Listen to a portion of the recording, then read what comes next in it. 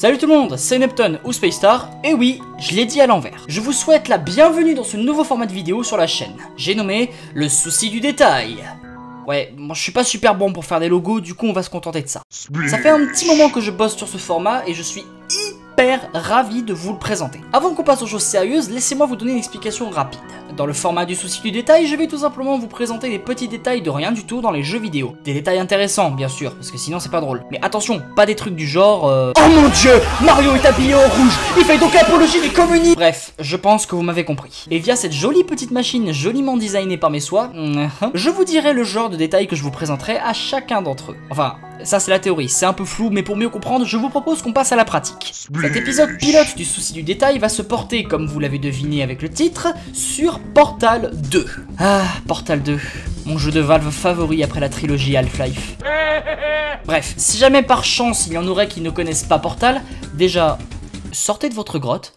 Vous ne savez pas ce que vous ratez. Je vous fais un topo rapide. Dans la série Portal, on contrôle un rat de laboratoire du nom de Shell qui est contrainte de subir les tests d'Aperture Science sous l'emprise de GLaDOS, une IA surdéveloppée. Pour compléter ces textes, Shell va utiliser le Portal Gun, une arme permettant d'utiliser la téléportation. Après avoir désactivé GLaDOS dans Portal 1, Shell revient dans Portal 2 où elle est aidée par Whitley afin de s'échapper d'Aperture Science. Mais manque de bol, il réveille GLaDOS et cette dernière neutralise Whitley et condamne Shell à subir ses tests. Grosso merdo, c'est comme ça que ça se passe. Mais Portal 2 possède une histoire plus complète que Portal 1, et en plus de ça, plein de petits détails relativement sympathiques. Alors après cette intro 10 fois trop longue, commençons sans plus tarder à parler du souci du détail de Portal 2. Okay, look, we both said a lot of things that you're going to regret.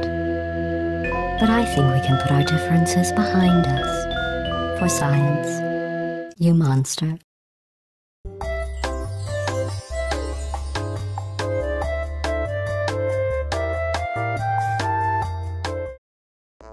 Commençons en douceur. Au tout début du jeu, quand Whitley escorte Shell pour l'emmener dans les premières salles d'aperture, vous êtes chargé d'aller chercher le premier Portal Gun qui ne permet de faire qu'un seul portail. Quand vous arrivez dans la salle où se trouve cette arme, il y a plusieurs surfaces de portail autour, et sur ces surfaces se trouvent des peintures. Et toutes ces peintures sont des références au lore de Portal 1. De gauche à droite, on a les scientifiques ayant mis GLaDOS au point, puis le moment où cette dernière a pété un câble. C'est marrant ça. Et qu'elle s'est mise à intoxiquer les salles avec de la neurotoxine. Et enfin, le moment où Shell arrive jusqu'à GLaDOS pour l'ultime confrontation. Il y a même une jolie peinture de Shell juste à la droite de cette dernière. Autre petit détail sympa, c'est qu'au-dessus de l'endroit où on trouve le Portal Gun, il y a une peinture avec les différents cycles de la Lune. Et comme les portails ne peuvent être posés que sur des surfaces composées de roches lunaires, il doit forcément y avoir une affiliation. Tout au long du jeu, on peut trouver des peintures qui font référence à l'expérience paradoxale du chat de Schrödinger. Pour ceux qui ne connaissent pas le chat de Schrödinger, il s'agit d'une des expériences les plus connues dans la physique quantique. Pour expliquer cette expérience, c'est simple. Erwin Schrödinger, un physicien autrichien, s'est levé un matin et s'est dit qu'est-ce qui se passerait si je mettais un chat dans une boîte avec une source radioactive et du gaz mortel? Du gaz. Il a donc réalisé cette expérience avec un mécanisme spécial. Il a enfermé le chat dans une boîte avec un compteur Geiger, ou Geiger, je sais pas comment on le dit, qui, à la détection de la source radioactive, va casser un flacon de gaz mortel, et à la finalité, le chat est retrouvé à la fois mort et à la fois vivant dans la boîte. Et il s'agit d'un des paradoxes les plus connus de l'histoire de la physique quantique, qui est référencé sur plusieurs peintures dans les premières salles du jeu. Il y a même un succès qui lui rend hommage.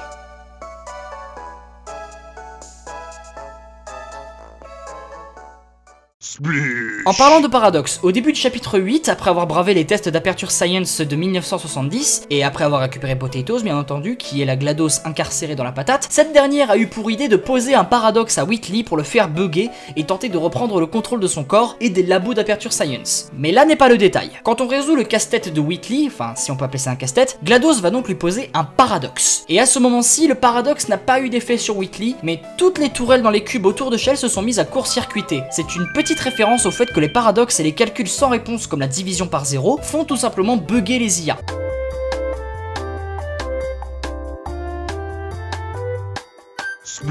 Dans une des salles de test du chapitre 2 en faisant exploser une tourelle, vous avez accès à un passage qui vous permet de voir un concert de tourelles. Alors c'est un easter egg assez connu, mais ça vaut franchement la peine de le montrer.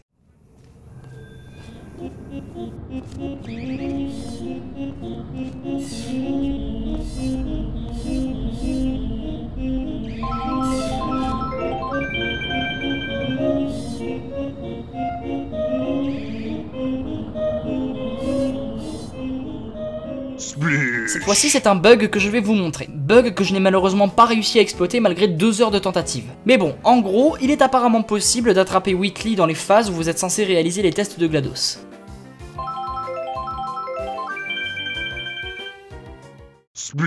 Alors le suivant, c'est un détail que j'ai découvert sur le net et que j'ai trouvé intéressant et amusant de vous expliquer. Dans toute la série Portal, on vous apprend comment fonctionne le Portal Gun. Les portails ne peuvent être posés que sur des surfaces composées de roches lunaires et ne peuvent pas être placés sur des surfaces détruites ou mobiles. Et il y a un seul et unique moment dans Portal 2 où une de ces règles n'est pas respectée. Durant l'escorte de Wheatley où vous devez détruire les systèmes de défense de GLaDOS, vous arrivez au moment où vous devez couper la neurotoxine. Et pour ce faire, vous devez détruire le bidon géant qui la génère. Cependant, vous n'avez qu'un Portal Gun sur vous et en votre compagnie une boule de métal aussi intelligente que Paris Hilton. Tout ça, si on exclut le laser et des surfaces de portail mobiles.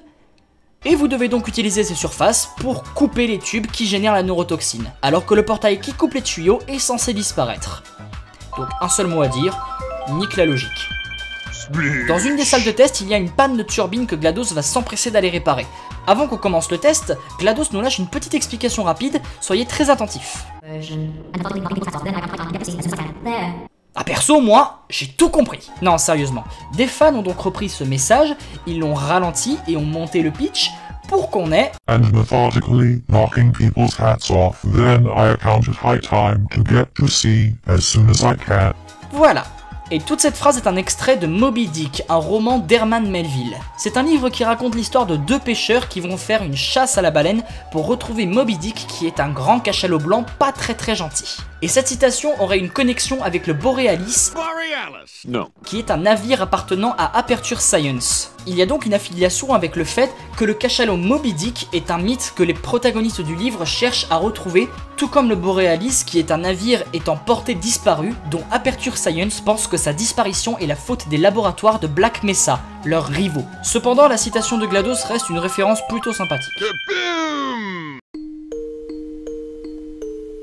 Pour finir, j'aimerais parler un peu morale. Comme vous le savez, GLaDOS est une IA un peu tarée qui aime réaliser des tests mortels. Et elle éprouve une grande haine envers Shell, à la fois son ennemi juré et son meurtrier. Et elle serait prête à tout faire pour la tuer. Néanmoins, toute sa haine était due à un virus qui est le virus de Caroline, l'ancienne secrétaire de Cave Johnson. Et à la scène finale de Portal 2, quand GLaDOS balance Wheatley dans les coffins de l'espace, après s'être réparée, elle supprime le virus de Caroline après une prise de conscience soudaine. Seulement, l'AVF de Portal 2 n'a pas adapté une certaine phrase en français.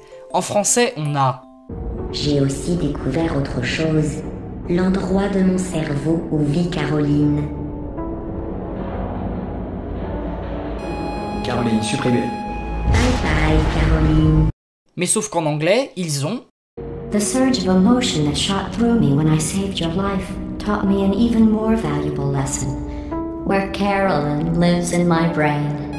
Caroline deleted. Goodbye, Carolyn. C'est expliqué également par le fait que dans le passage en français, on a droit à un petit blanc. Cette citation en anglais ne veut dire qu'une chose, c'est que le virus de Caroline l'empêchait d'avoir un comportement humain. Ça et le fait que les scientifiques qui ont mis GLaDOS au point ont tout essayé pour la rendre plus docile. En supprimant Caroline, GLaDOS montre soudainement une certaine affection pour Shell. Pas une affection qui va jusqu'à l'amour, parce que bon, sinon on aurait droit à La mécanophilie. mais qui va au moins à la morale du sans rancune, le stade où GLaDOS ne veut plus tuer Shell. Cette remise en question est lourdement montrée dans l'opéra des Tourelles qui chante Cara mia addio, qui veut dire littéralement au revoir mon amour en italien. Et dans le générique de fin, qui est une chanson magnifique chantée du point de vue de GLaDOS, qui dit simplement à Shell « J'ai tant voulu que tu meurs, mais maintenant je veux juste que tu partes ». Et en cerise sur le gâteau, GLaDOS fait un cadeau à Shell après l'avoir relâché. Elle lui fait cadeau d'un Companion Cube brûlé, et il s'agit du Companion Cube que Shell a été forcé de brûler dans Portal 1. Cela montre que GLaDOS n'a au final éprouvé aucune rancune envers Shell, et qu'elle lui offre ce cube pour la remercier de tout ce qu'elle a fait. Très beau symbolisme.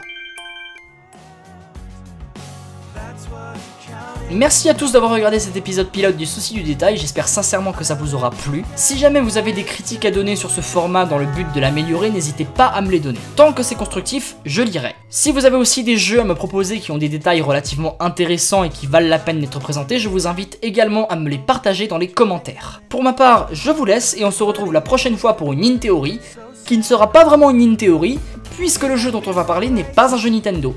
J'en dis pas plus. Sur ce, je vous fais des bisous. Arrivederci. Maybe I'll stop feeling so bad. Go make some new disaster. That's what I